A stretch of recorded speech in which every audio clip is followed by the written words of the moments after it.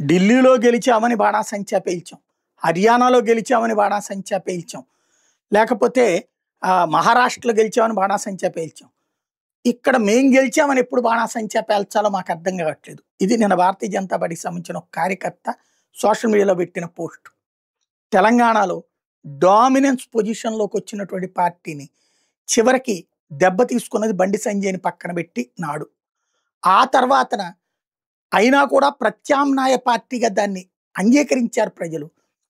Parliament ఎన్నికల్లో అయితే బీఆర్ఎస్ను కూడా పక్కన పెట్టి మరి 8 సీట్లు ఇచ్చి అధికార పక్షంతో సమంగా సన్మానించారు. కానీ నేతల మధ్య విభేదాల మధ్య నలిగి నాశనమైంది పార్టీ.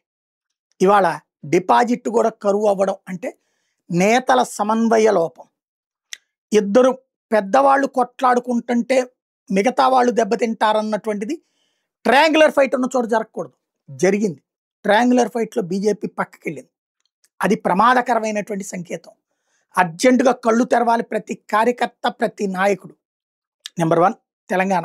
నెంబర్ 2 డామినెన్స్ పొజిషన్లోకి రావాలి అంటే ఆంధ్రప్రదేశ్లో ఫస్ట్ కట్టుబానిస మనస్తత్వం వదిలేయాలి.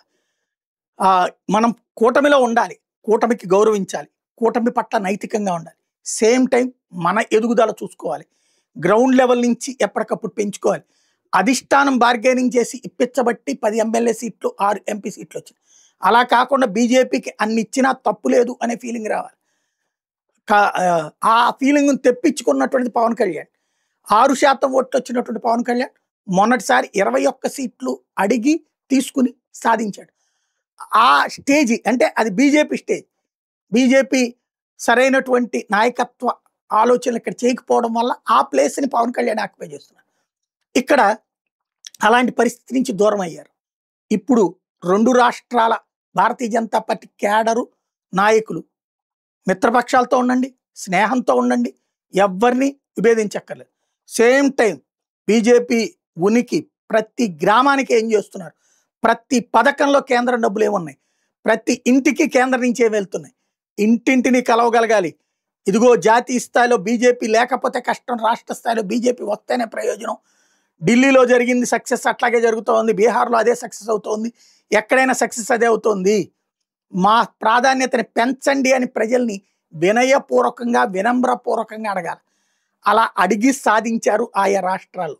ఆ జ్ఞానం, ఆ జ్ఞానోదయం ప్రతి కార్యకర్తకి, ప్రతి నాయకుడికి 2 తెలుగు రాష్ట్రాల్లో వస్తే మాత్రమే సాధ్యం.